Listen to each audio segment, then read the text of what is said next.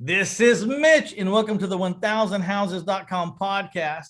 I am coming to you together with another Mitch. You're getting a double dose of Mitches today. It's Mitch Russo and Mitch Stephen, and we're going to be talking to you about a software that he has that helps coaches do their thing.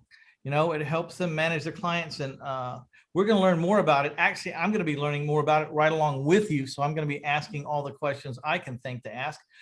As you know, I am a coach, not a millhouse, but I do coach my fair share of people a year, at least as many as I want to, as long as they're a good fit. I'm always looking for the right fit. And so I'm going to find this conversation with Mitch Russo interesting myself. Hey, Mitch, how you doing today? Awesome, Mitch. Great to be on your show again. So you're trying to rinse and repeat a cycle you've done before. You sold a software before that was very lucrative, 8 figures, and that leaves a lot to the imagination. So I'm just going to go with you did really good. That's a good way of putting it. Sure. Did really good. And now you have a new software to help coaches. Let's start by, I guess, a little bit of your background and a little bit maybe more of that story, your first product that you sold to the big boys. And then, sure. Then we'll go on from there. Yeah, you got it. So I started my life in business by building a rock band in high school because I was too shy to pick up girls. I figured a band would help, and I was successful on both counts. Good. Yeah, so I was able to finally meet some girls by having a band, and then the band actually started to gain traction. And over the course of about 18 months, we became the highest paid high school rock band in the area. And we did that through a lot of the things that I just sort of at the seat of my pants tried different techniques, which set me up to be an entrepreneur. So things like price testing and quality and all the things that we know about building a business, I used to create a successful rock band back in the 1970s. Cool. So I got to ask, what was the name of the band? Oh, well, not many people will know the reference, but the name of the band is Absolutely Free. Okay. So the reason why I ask, I'm just curious because band names always intrigue me. Like where the heck did they come up with that? So Absolutely Free. Yep. The name Absolutely Free came from my hero worship of my rock god, Frank Zappa. And Frank Zappa's first album, which he gave out in front of the I'm trying to name it now, the cafe, the Cafe Wa in Greenwich Village in New York City in the 1960s, the name of that album was called Absolutely Free. Oh, wow. So there's the backstory. Cool. I played drums in a band for 28 years in a previous life and have been writing songs for at least 47 years. And I'm going to get good at it any day now. Good luck on that. Yeah. So then you went into and you built the software. Tell us about that journey. Sure. So, I loved electronics. I've always been a fan and a hobbyist of building stuff and creating things out of electronics. But that took me to being in the electronics industry and then leaving the electronics industry to start my own software company. And that was at the tender age of 28 years old. And I bankrolled this new company with $5,000. And I partnered up with a super techie, even worse than me. And he was responsible for writing all the code, and I was responsible for, as he said, everything else. So and I was fine with that because I couldn't write the software. I might as well be responsible for everything else. And literally started from there to building the company year after year, growing it in leaps and bounds, actually, but slower than some people might have with venture capital. We didn't take any financial assistance at all other than a small line of credit. But then later, about 7 years later, we got our first buyout offer, and it was ridiculously low, but it woke us up to the idea that somebody might want to buy our company. And we then worked with our CFO to increase profits over the course of the next 18 months and attracted another buyer at double the price that the first buyer offered 18 months later. And part of that was due A, to profitability, and B, because we had created a certified consultant program where we had 350 Timeslips certified consultants all over the world promoting our products, and they paid us for the privilege of doing that. Wow. Seems like a neat trick we'll have to learn something about. Yes, and that I wrote a book about it. Actually, it's called Power Tribes. That's my second book, and that book basically blueprints the entire certification tribe building process for fun and profit. Oh, fun and profit. I like that. So you're passionate about this because I can almost guarantee, without having asked you, that you spend every waking hour on the project that you're on. I've been accused of that. Yes. Yeah, maybe even while you're asleep. I'm sure you've had some dreams about ideas. It doesn't stop. Yeah. Usually that's kind of a requirement for some of these things to get off the ground and become as big as you've done them, because if it seemed like work to you, then you could never put in that many hours. That's right. So it's a game to you. It's a game that you're trying to win. You're competing with yourself, or you're competing against your competitors, and you just want to win. You know, I got to be honest, Mitch. You're entirely right. Except I never compete against anybody else. I only compete against myself in the past. That's right. You look at your spreadsheet. You know, sales were this last year. How do we get these sales up? How do we get these sales up? Yep. I'm going to venture to say you review your competitors, just like of course. just like Patton would read the book by whoever he was fighting, so he could figure out how they thought. Right. He read Art of War, so that was one of his best playbooks many years ago. Yeah, I think he read stuff that Mussolini wrote or somebody wrote. No, the fox. Who was the Desert Fox? He read his book and figured out how to pursue him, because he could figure out what moves he was going to make because he read the book. So, so you get Timeslips up. You go and you're doing the deal. You write this book, Power Tribes by Mitch Russo, and you go out and you sell that thing for a really good profit. So was that the offer at 18 months later, or did you continue on and get a different offer after that? Well, what I decided to do was find another buyer and create an auction. And so that's what I did. I bought two buyers together, and it was an interesting scenario because both of them said, well, we don't like this whole idea of an auction. And I said, that's fine. You could drop out anytime, but the other guy is very interested in buying the company. So I'll tell you what the two offers were. You'll get a kick out of this. The first offer was exactly what we asked, with no change in structure, meaning they wouldn't change a single person or a single office location, nothing. The second offer was kind of radical. It was, they'll give us half of our asking price, but double in the upside if we can make this work as part of their company. And I would have to move to Dallas, Texas, along with my key management team. And in my mind, I probably can, you don't have to, I'm sure you could guess which one of those I chose, because, given the opportunity to double what I was asking, or the upside, that was too tempting. And that's the one I picked. Wow. So you went there. How was that? Were they working together with you, or was it did it ever turn hostile? Never. It never turned hostile, but it was a different world. I mean, I grew up in Brooklyn, New York, and then Boston, Massachusetts. The company was outside of Boston, but we had a fairly conservative Massachusetts culture.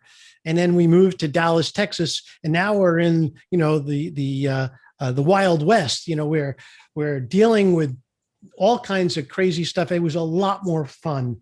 And I really wanted the adventure. I mean, after running my own company and growing it for all the years that I had, I got to tell you, I was a little bored. I would love the opportunity to relocate to a new place, in a beautiful home, in a beautiful area, make new friends, meet new people, build new connections, and have another business adventure, which is to become the chief operating officer of a major public company. And that was wonderful. Wow. So were you married at the time, have kids at the time? Yes, at the time I was married with a daughter. And when I moved, my then wife was 7 months pregnant. So we moved pregnant to Texas. We had a big ass motorhome. We drove it across the country.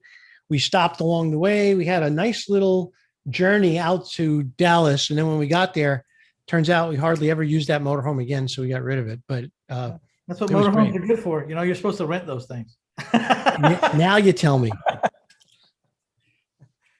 If it floats, flies, or faces the ocean, Yep. you rent it, right? You All got right. it. So let's talk about what you're into now. Tell us about the new product, your new endeavor. Sure. Well, a little background. I when I got back from Texas and started looking around and seeing what I wanted to do next, I started helping other entrepreneurs kind of achieve what I had just done. I mean, there were a lot of folks who had startups, underfunded startups that weren't really able to get traction. And so what I would do is I would take a piece of equity as part of the deal, and I would go in typically as a advisor / consultant, and I would help build the strategic plan. I'd do it I'd roll up my sleeves. I'd do whatever it take. I'd do client calls on the days that I was there as well, just to understand the company and the process. But my goal always was to grow these companies. So I ended up either investing / sweat equity investing into about 21 of these startup companies. And I was having a good time and I was loving it. But the bottom line is that I became a coach. So that's how I started coaching, by helping others grow their business in strategic ways. And it turns out that I have sort of a process-based memory, which means I don't remember. Like I can meet somebody, look them straight in the eye, be introduced, and forget their name 30 seconds later. But if it's a business process, a business model, or a sales model, it's indelible in my mind. I will always remember it. And so when I go in to help some clients, even today, what I'm seeing inside of my head is an almost instant 3-dimensional model that includes marketing, sales, distribution, management, equity. All of that unfolds for me almost instantly when I see a company. And so that became the beginning back in I'm going to say 1998 of my true coaching career. And so what I found, though, over the years is that the more I coached, the more work I had, more admin work I had. I also evolved my coaching practice to do some very important things. And if you're a coach listening to this right now and you don't do what I'm about to say, then you're going to love this, because this is going to supercharge your results. So it comes down to two most important things. A, tracking goals. Now, it sounds so easy, Mitch, doesn't it? Like, keep track of your goals. But how many coaches truly keep track of the goals that they set, help their clients set, and monitor them every single week? Very few. So what I decided to do was I decided to create a spreadsheet for each client, and I started tracking their goals every week, and it was getting bigger and messier. And then the other thing, of course, that I always do is I set up accountability questions for every client. So we might start the session with accountability questions and end the session recording their goals from over the course of the last week or the last time that we were in session together. And there was no way I had to record all this stuff. So I had spreadsheets, I had Evernote, I had web browsers, I had, drop-down notepads. I had all these different things to record this information. And in the end, I spent a half an hour each session combining that into a single email to send to clients as sort of a client report / homework. And it only got worse, because then I would get more clients, and now I had more work. And the interesting thing about this is that the work took place during peak cognitive periods. So here we would be in the middle of the day, and I'm hot into this incredible adventure with this client and enjoying every minute of it. And now I got to stop and start doing all this admin stuff. And I hated it. So I started looking for solutions. I went to different web websites and looked for coaching software. I bought one after the other, and I couldn't believe that none of them could do what I wanted. And I wanted simplicity. So if I had to spend 20, 30 minutes learning something, it was too hard. And I certainly didn't want anything to do with it because it had to be intuitive. So I decided finally, after a year of experimenting, I was going to build my own. And so what I decided was basically two core driving goals. My prime directive for building this system is A, you got to be able to learn it in 10 minutes. And B, it's got to improve your results and save you time. And it has to be so inexpensive that even if somebody has a single client, they could afford it. And that's what I did. So I spent a year and a half in development. I wireframed the whole thing. I brought a team in that I've used before, very confident in their abilities. And of course, I always take whatever I said. So guys, how long do you think it's going to take to build this? 3 months. I said, oh, sure. About a year, right? He goes, yeah, I guess. Yeah, that's the way it always is, right? Yeah. So anyway, so we finally actually took 18 months and we finally got it built. And the thing about it was very satisfying is that we started getting clients immediately and we started getting accolades immediately. And then we started getting suggestions for improvement immediately. And as long as it met the prime directive, I'm all there when it comes to suggestions on how to improve a product. So since then, we've done some amazing things. I'm just about to release one of my most exciting features, which is called two-way homework. Imagine this.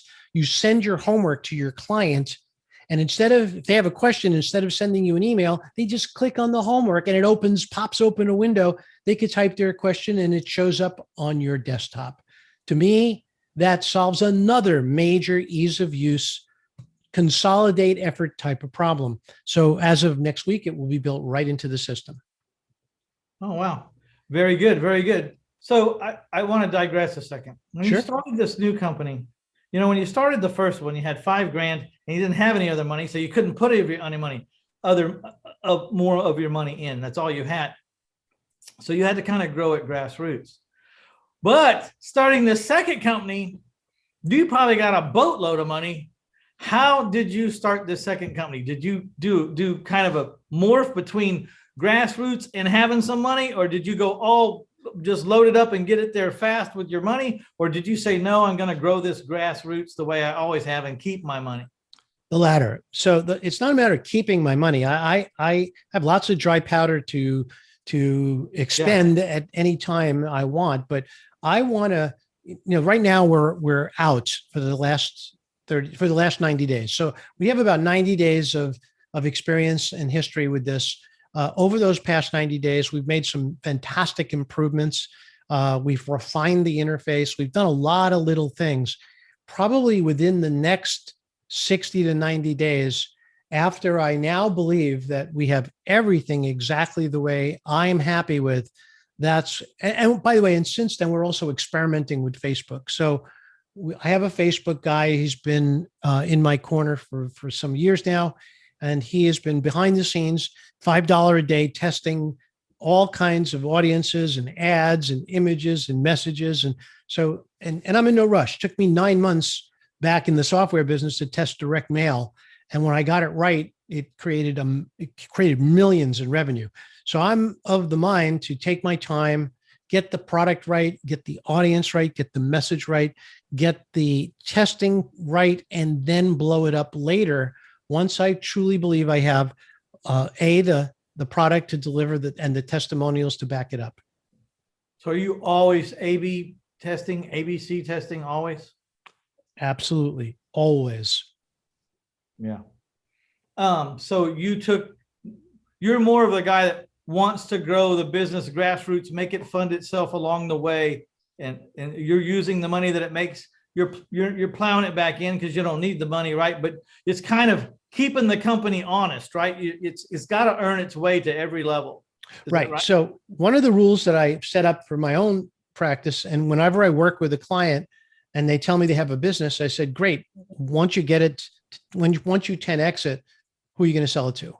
So the question I always ask my clients is, who is the best buyer for your company? And if they don't have an answer, I said, well, let's do a little bit of research and figure that out. Why? because if you understand who would buy it, you can then create a company that is worth buying. Maybe not by them, but by other people. So I went through the same exercise. I do eat my own dog food, Mitch. So what it comes down to is I took myself through my own planning process. I have a full set of my mind maps for my business and flow charts, and I have projections, of course. And again, this is just what I would do for any client.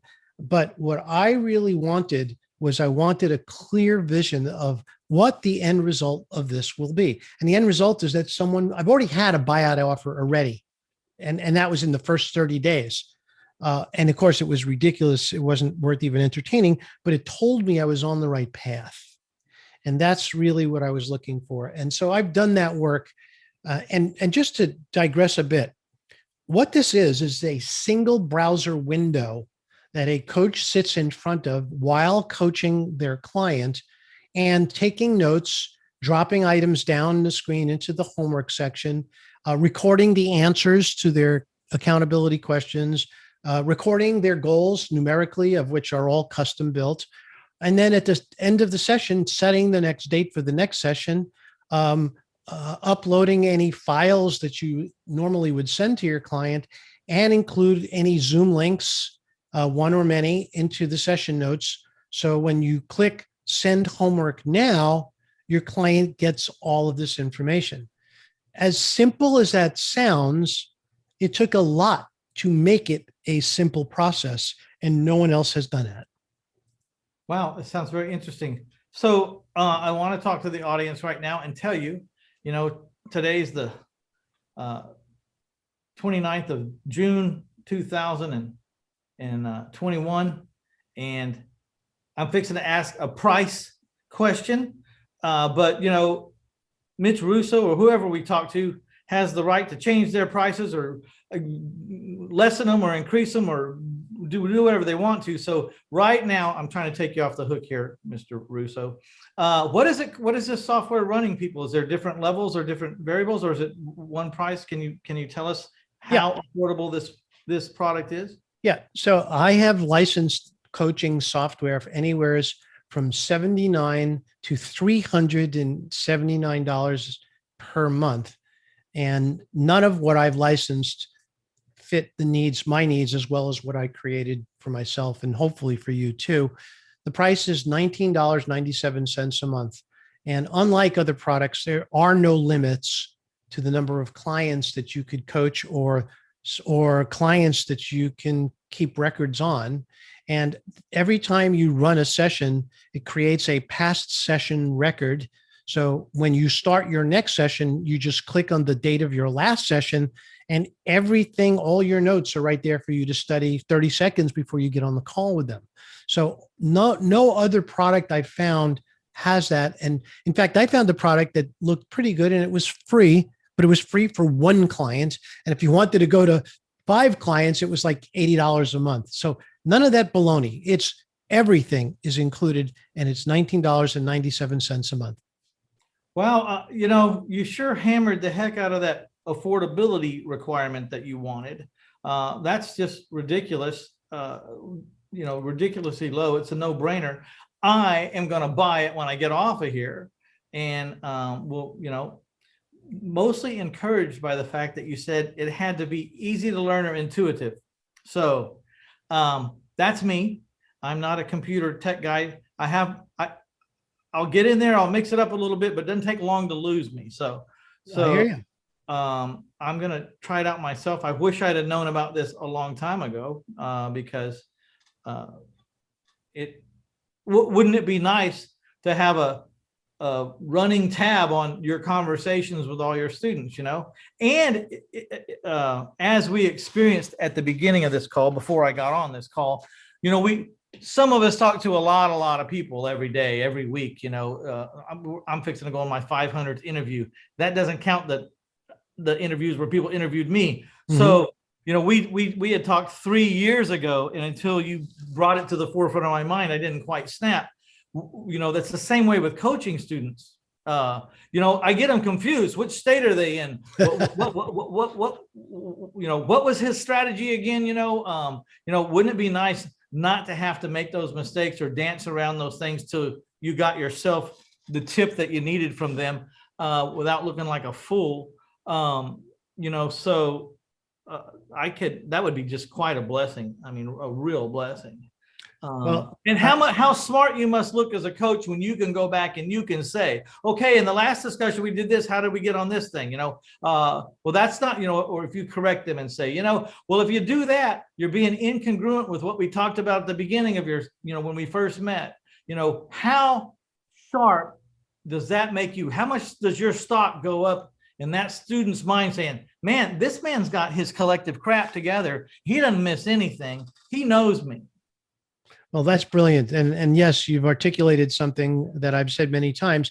I want to take that just a little bit further, because I believe that when you send a client anything, the impression that what you send them makes a big difference to how they think about you. So we put a lot of time and effort into designing a homework email format branded with your logo at the top of every single email that you send. You're talking about touches, just like sending out the postcards to buy a house. How many touches does it take to buy? You're saying, though, how many touches does it take to just impress and indelibly inscribe your logo or your brand into this person, so that when someone's sitting in a room across the way and he picks up a conversation out of his left ear saying something about a coach, he gets up and says, you got to have this program.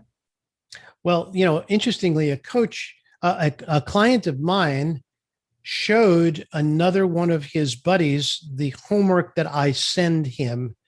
And he said, who sent that to you? How did they do that?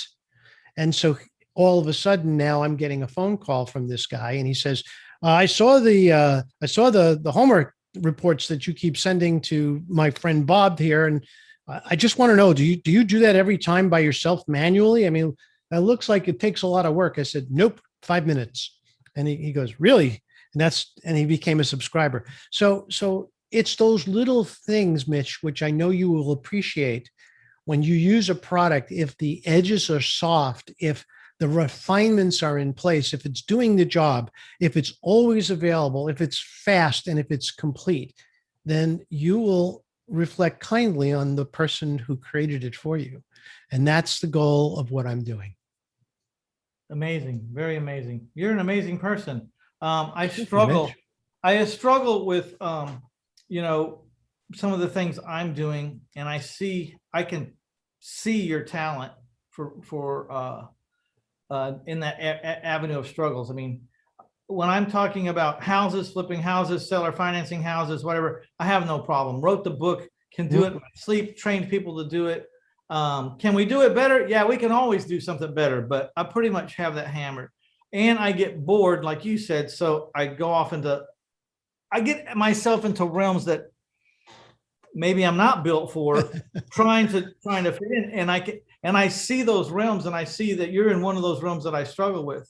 And you're amazing to take a product, even so simple of an idea. It's a simple idea, right? It is. So now you've got how many years invested in it before you launched? 18 months, you said? Well, we have 18 months of product development, testing, and refinement in place. Yep, before we launched it. Yeah. So just to bring what seems like a real simple concept to the light of day, so that it could be used by other people who will never know the complete level of anxiety and money and time and frustration and failures that you went through before you got there to make it look so damn easy. Isn't in fact that the formula? I mean, the whole idea here is, and then they'll call up and complain because like this one little thing. But I want those calls. You see, that's how we build a better product. That's how I built Timeslips back in the 1980s. It was entirely on listening to my clients and doing what they basically suggested I do.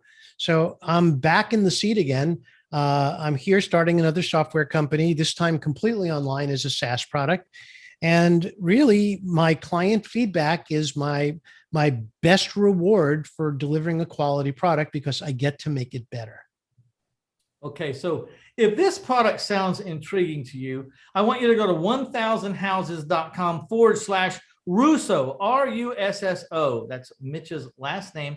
Get over there. There's going to be all the links, anything you need to explore this product, websites, whatever there is. And by the way, if you're an affiliate marketer and this sounds nice to you, he has an affiliate program. You can check it out over there. You know, this is a product like I have never heard of before. I think it's completely original. There might have been some people on the fringes that were tapping on it, but didn't really refine it. So I think it's at $19.97. It sounds like a pretty easy sale to even someone who's dabbling in coaching. So, Yep. You know what I mean? Yep, exactly. And it is a $1 trial. You try it for 14 days for $1, and then you can make a decision. And by the way, listen, no individual product will ever be perfect for everyone. So we make canceling just as easy as signing up, because first of all, I don't want the support headache. Second of all, I don't want to create any bad will for someone who simply doesn't need it anymore, or doesn't like it, or doesn't want it. We make it easy to go in or out, because ultimately, I think that's the best formula, is making sure that people like the product and will come back later when they need it again. Yeah, we're almost petrified sometimes to click on free trials and everything because we're afraid we can't get out. So I'm glad you made that distinction. Yep.